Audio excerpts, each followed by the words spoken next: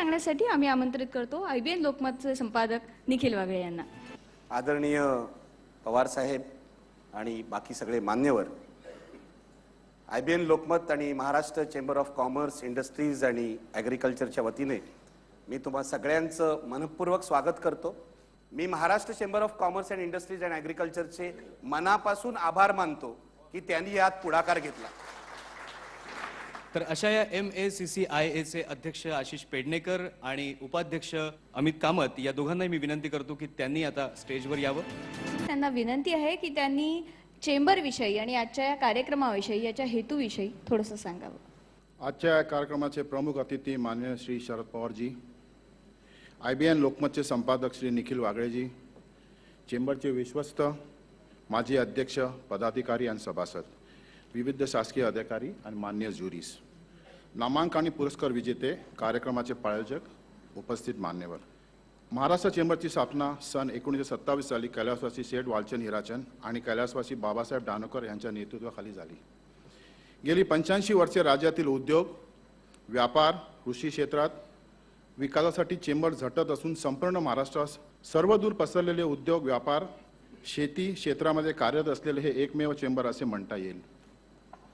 राज्यात विकासासाठी शासनाच्या हातात हात घालून चेंबर कार्य करीत आहे. मला सांगण्यास अतिशय आनंद होत आहे की यावर्षी चेंबरने कृषी व फलोत्पादन, बंदर विकास, पर्यटन विकास, पाण्याची स्वच्छता, पुनर्वापर आदी महत्त्वाच्या परिषदांचे यशस्वी आयोजन केले. तसेच विविध व्यावसायिक व शैक्षणिक कार्यशाळा आदी उपक्रम उत्तमरित्या महाराष्ट्रात विविध ठिकाणी राबविले. In sync with our vision statement today, we will be conferring Masiya Awards to individuals and organizations of Maharashtra origin for exemplary achievement in their respective fields. It is our humble effort to honor and recognize the spirit and leadership of SMEs and big leaves of Maharashtra state on one platform. I also take great pride in announcing that as a chamber, we have decided to honor ministers and bureaucrats who have been contributed to the state of Maharashtra, which I feel is the first such initiative ever taken by any chamber or corporate in the state. Friends, I would like to express my sincere gratitude and thanks to Shri Rajdeep Sardesai ji and Shri Nikhil Wagre ji for their strong support in this maiden initiative. We are fortunate to have with us today Honorable Sharad Pawar ji, who is the great visionary and the most respected leader of our state and nation. अतिशय महत्त्वाचं आहे आणि या अशा अतिशय महत्त्वाच्या कार्यक्रमासाठी प्रमुख पाहुणे, मुख्य अतिथी आहेत माननीय केंद्रीय कृषी मंत्री शरद पवार. मासियाचे अध्यक्ष आशिष पेडणेकर आणि उपाध्यक्ष अमित कामत यांना विनंती आहे की त्यांनी पवार साहेबांचा सन्मान करावा, त्यांचं स्वागत करावं.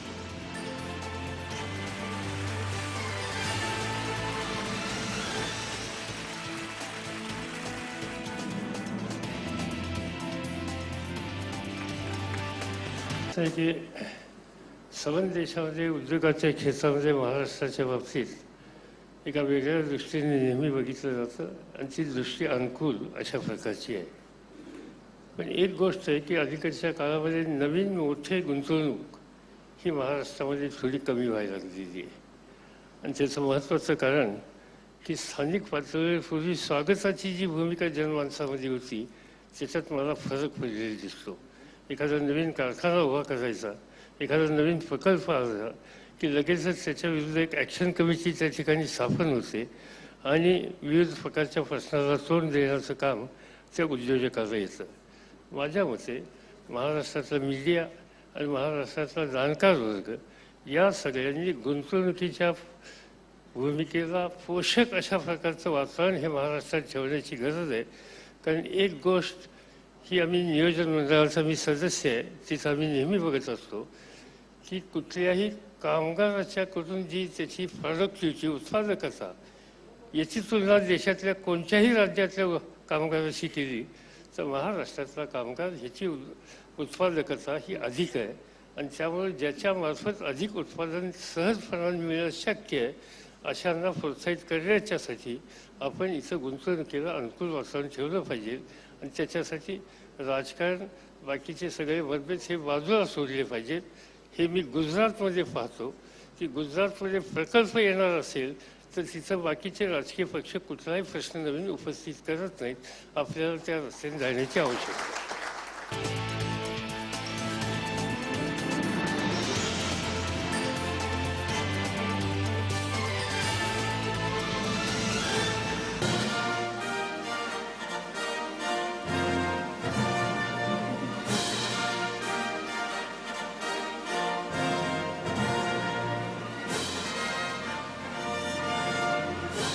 खूप आश्चर्यचकित झालो होतो. पण मी याचं सगळा क्रेडिट मेडिटेशनला देतो, कारण मी ध्यान सहज मार्ग मेडिटेशन करतो आहे आणि ते मेडिटेशनमुळे हे बॅलन्स येतात. त्याचं मला क्रेडिट देता येतं. तुम्ही खूप महत्वाचं बोललात. मेडिटेशनला तुम्ही क्रेडिट देताय, कोणत्या व्यक्तीला किंवा सिस्टीमला देत नाही. हे मेडिटेशन केल्यामुळेच सिस्टीमशी झुंज करण्याची शक्ती तुमच्यात येते का? नाही, जसा पवार साहेब सुरुवातीमध्ये म्हणाले, महाराष्ट्र एक वेगळी स्टेट आहे आणि तशी चांगले सिस्टम तिथे एस्टॅब्लिश्ड आहे. मला वाटत नाही की दुसरी कोणती स्टेटमध्ये मला या प्रकारचा अवॉर्ड मिळाला असता. Thank you very much. विशेष पुरस्कार. यापूर्वी महाशिल्पकार पुरस्कारानं संजय भाटिया यांचा आपण गौरव केला. पण काही व्यक्ती अशा असतात की ज्या आयुष्यभर एका कामासाठी आपलं आयुष्य जे आहे ते खर्च करत असतात आणि त्यांच्यापासून प्रेरणा घेऊन त्यांच्यासारखीच अनेक व्यक्तिमत्व पुढे घडत असतात. त्यांच्यातलेच एक आहेत ज्यांना आपण लाईफ टाईम अचीवमेंट अवॉर्डने अर्थात जीवनगौरव पुरस्कारानं सन्मानित करणार आहोत. आणि या पुरस्काराचे मानकरी आहेत एकनाथ ठाकूर.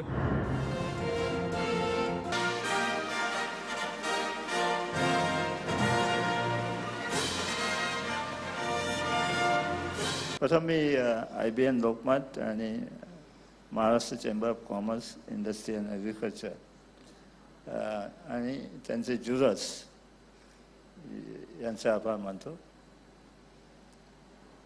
मी ज्या परिसरात जन्मालो तो माझा कोकणचा परिसर आणि माझं गाव जिथे फक्त 150-200 कुटुंब राहत होती असं छोटंसं एक खेळ आणि तिथे असलेलं त्यावेळी कोकणात सिंधुदुर्गमध्ये दारिद्र्य याच्यामध्ये सर्वच माणसं धडपडीतनं वर येत होती. कुणाची चांगली परिस्थिती नव्हती. त्यामुळे आजूबाजूला जी माणसं धडपड करत होती त्या सर्वसामान्य माणसाकडूनच मी जगण्याची प्रेरणा घेतली. 1 वर्षाचा असताना आई गेली, 2 वर्ष असताना वडील गेले आणि वयाच्या 7व्या वर्षापासून 16 वर्षापर्यंत 9 वर्ष मी कुडाळमध्ये एका दुकानात पुल्या बांधल्या. पण त्या वेळेपासून आजपर्यंत ज्या ज्या लोकांशी मला संबंध आला त्या सगळी मला माणसं जी भेटली ती माणसामध्ये मला खूप माणुसकी लाभली. या माणुसकीनेच मला काही काळ नाथपैंच्या जवळ नेलं, SM जोशींच्या जवळ नेलं, बाबा आमटेंच्या जवळ नेलं आणि या लोकांनी जे प्रेम दिलं, जे माणुसकी दिली त्याच्यातनं मी ही ताकद मिळवली. जी घोडदौड केलेली आहे जनमानसात अर्थातच मी त्याचा चेहरा असल्यामुळे मी माझ्यामुळे झाली असं लोकांना वाटतं. पण हे दहीहंडीचे दिवस आहेत आणि दहीहंडीवरचा जो 9व्या थरावरचा मुलगा असतो तो गोविंदा गोविंदा म्हणताना आणि ते फोडताना त्याला असं वाटतं की त्यानेच ते केलं. पण खालच्या थरातील माणसं जर हल्ली आणि तो जर पडला तर त्याचा तो कपाळ मोक्ष होऊ शकतो. तो मुलगा जर समाधा मिस केला आणि त्या वाहनात थोडी हालचाल झाली आणि थर हल्ले आणि पडला तर त्याचा कपाळ मोक्ष होईल. आणि म्हणून मला असं माझ्या बँकेमध्ये अत्यंत चांगली गुणवत्ता होती. फक्त ह्या गुणवत्तेला हाक देण्याची गरज होती. बँकिंग हे एक तंत्र आणि मंत्र आहे आणि काही शुद्धता पाळून जर आपण हे केलं. शरदरावजी म्हणाले की आपल्या महाराष्ट्रामध्ये पुष्कळ उत्पादकता सगळ्यात जास्त आहे. माझ्यामध्ये महाराष्ट्रामध्ये उत्पादकता आहेच पण गुणवत्ताही आहे, नाविन्याचा ध्यासही आहे आणि त्याहून मला जे अधिक महत्त्वाचं वाटतं महाराष्ट्राचं बलस्थान वाटतं ते म्हणजे प्रत्येक मराठी माणसामध्ये सचोटी आहे आणि हा महाराष्ट्राचं खरंच चारित्र्य आहे. आणि म्हणून त्या जोरावर कुठलीही संस्था उभारी घेऊ शकते.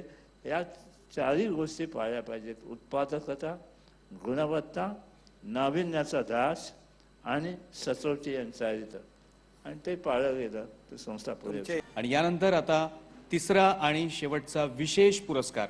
आपण महाशिल्पकार पुरस्कारानं संजय भाटिया यांचा गौरव केला, जीवनगौरव पुरस्कारानं एकनाथ ठाकूर यांचा गौरव केला आणि आता राजकीय आणि सामाजिक क्षेत्रामध्ये मोलाचं काम करणाऱ्या, मोलाची कामगिरी करणाऱ्या एका व्यक्तिमत्वाला आज आपण इथे सन्मानित करणार आहोत महासन्मान पुरस्कारानं.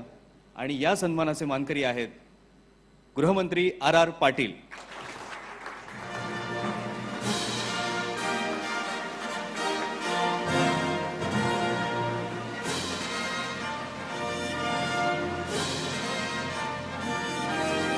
म्हणून तर इथं आहे. वेगळा वागलो असतो तर कदाचित मी इथं नसतो. पण मला सांगायला हवं की माझ्यासारखा एका छोट्या खेड्यातला महाराष्ट्र शासनाच्या रोजगार हमी योजनेमध्ये काम करून आपलं LLB पर्यंतचं शिक्षण पूर्ण केलेला, फार झालं तर पंचायत समितीपर्यंत मजल मारू शकणारा एक कार्यकर्ता, पण आदरणीय पवार साहेबांच्यामुळं, माझ्या पक्षामुळं मी प्रदीर्घ काळ महाराष्ट्राचा गृहमंत्री आहे, उपमुख्यमंत्री होतो, माझ्या पक्षाचा अध्यक्ष होतो. घडवणारी जनता असावी लागते, तसं वरदहस्त ठेवणारे नेते आणि पक्षही असावा लागतो. आणि त्या दृष्टीने मी भाग्यवान आहे. मी हा प्रश्न चांगलं राहण्यासाठी भोवताची परिस्थिती सुद्धा चांगली असावी लागते. सुदैवाने मी ज्या तालुक्यातनं आलोय तिथं देशाचा विचार करणाऱ्या स्वातंत्र्य सैनिकांची खूप मोठी परंपरा होती.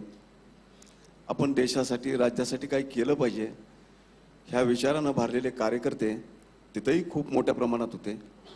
आणि मी पुन्हा एकदा याचं क्रेडिट माझ्या पक्षाला देईन, पवारसाहेबांना देईन.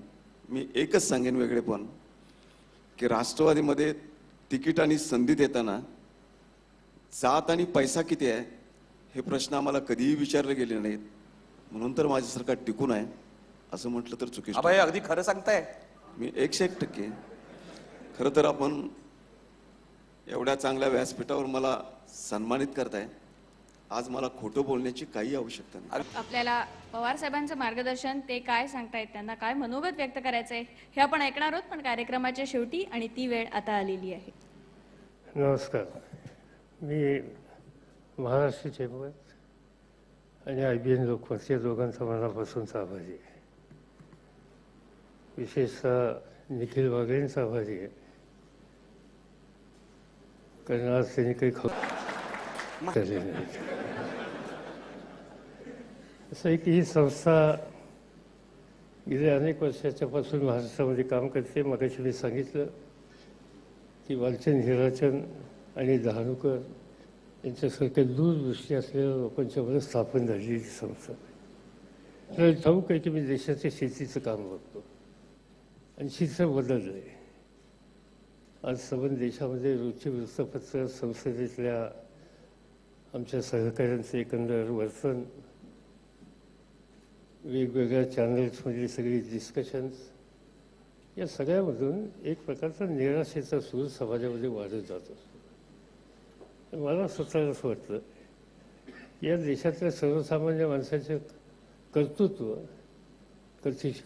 शक्ती ही इतकी जबरदस्त आहे की या सगळ्या परिस्थितीवर मात करण्याच्या संबंधीची हिंमत त्यांच्यामध्ये आहे. आणि त्याचा परिणाम आज आपल्याला दिसतोय. एकेकाळी आपल्याला ठाऊक आहे की PL 480चा गहू आपण परदेशातून आणत होतो. यंदाच्या वर्षी या देशातल्या शेतकऱ्यांनी आणि त्या राज्यातल्या राज्यकर्त्यांनी सामूहिकपणाने जे प्रयत्न केले त्यामुळं यंदाचं शेतीमालाच्या आपली जी निर्यात आहे ती 2,56,000 कोटी रुपयाची आहे. आणि आज भारत हा जगातला 1 नंबरचा राईस, पॅडी, तांदूळ याचा निर्यातदार झालेला आहे. जगातला 2 नंबरचा गव्हाचा निर्यातदार झाला आहे.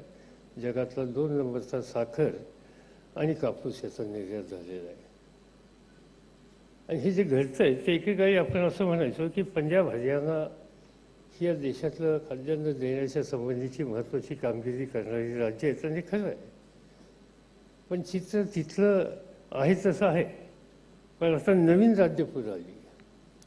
मगाशी मी जे सांगितलं की वालचंद हिराचंद आणि डहाणूकर या दोघांनी आपली सुरुवात साखर कारखानदारीतून झाली. आणि आज ऑस्ट्रेलिया जेवढी साखर तयार करतो तेवढा एकटा महाराष्ट्र साखर तयार करू शकतो. आणि म्हणून ही एक कुवत महाराष्ट्रातल्या उत्पादकांच्या मनामध्ये आहे. आज पाण्याची कमतरता आहे. अनेक अडचणीत आपण वाचतो रोज वर्तमानपत्रामध्ये की पाऊस खूप पडलेला आहे. चांगली गोष्ट आहे. माझ्याकडे रोज सकाळी 6 वाजताची देशातल्या सगळ्या जलाशयांच्या साठ्याची स्थिती येते. आपल्याला कदाचित माहीत नसेल की आधी मराठवाड्यातलं सगळ्यात मोठं धरण जे जायकवाडी आहे तिथं फक्त 15% पाणी आहे. त्याच्याखाली माजलगाव नावाचं धरण आहे तिथं 0% पाणी आहे. त्याच्या शेजारी मांजरा नावाचं धरण आहे तिथं 0% पाणी आहे. म्हणजे अजूनही काही ठिकाणी आज पाण्याच्या संबंधीची कमतरता आहे. आणि म्हणून मर्यादित साधनांचा वापर करून अधिक उत्पादन मूल्याच्या संदर्भात उपयुक्त पडणाऱ्या मालाचं उत्पादन याच्यासाठी महाराष्ट्राची भूमी ही अधिक चांगली आहे आणि त्या संबंधीचं काम आपण या ठिकाणी करण्याची गरज आहे. आणि दुसऱ्या बाजूनं ही जी अतिरिक्त लोकसंख्या आहे, नवी पिढी आहे, त्यांच्यासाठी उद्योगाशिवाय आपल्याला पर्याय नाही. आज पुण्याच्या मगरपट्ट्यामध्ये आपण जर गेलो तर तिथल्या तरुणांनी शेतकऱ्यांनी मिळून जे काही उभं केलं आहे त्याच्यामध्ये जवळपास 60,000 IT इंजिनियर्स काम करतात. आणि हे आपल्याकडे होऊ शकलं. आज सबंध या देशातला जो ITचा एक्सपोर्ट आहे त्याच्यामध्ये महाराष्ट्राचा क्रमांक पाहिला आहे. तुम्ही मगाशी टाटा कन्सल्टन्सीची निवड केली किंवा टाटाचे अन्य या क्षेत्रातलं जे काम आहे ते लक्षणीय अशा प्रकारचं काम आहे. आणि असं कर्तृत्व असलेली तरुण पिढी या महाराष्ट्रामध्ये आहे. फक्त ती योग्य दिशेला नेली पाहिजे, त्याला प्रोत्साहित केली पाहिजे, त्यासाठी आवश्यक असलेलं इन्फ्रास्ट्रक्चर हे निर्माण केलं पाहिजे. आणि मी मगाशी सांगितल्याप्रमाणे गुंतवणुकीचं वातावरण हे कायम राहील कसं याची आपण काळजी घेतली पाहिजे. महाराष्ट्र चेंबर आणि त्यांच्यासारख्या सगळ्या संस्था, म्हणजे महाराष्ट्र चेंबर असेल किंवा नागपूरची विदर्भ चेंबर असेल, मराठवाडा चेंबर असेल, या सगळ्यांच्याकडून आपल्या सगळ्यांच्या अपेक्षा एकच आहेत की त्यांनी यांना प्रोत्साहित करण्याचं काम करावं. आणि कुठल्याही क्षेत्रामध्ये कोणी काम करणारे आपण घटक असू, आपली जबाबदारी ही आहे की त्यांना नावून धुवून द्यायचं नाही, त्यांच्या पाठीशी उभं राहायचं, त्यांची उत्पादकता वाढेल कशी याची खबरदारी द्यायची आणि त्यातला अडचणीचा असेल त्याला मदत करण्याच्या संबंधीची. आज या ठिकाणी SMEचा अनेक लहान क्षेत्रामध्ये काम करण्याचं तुम्ही कौतुक केलं, प्रोत्साहन दिलं.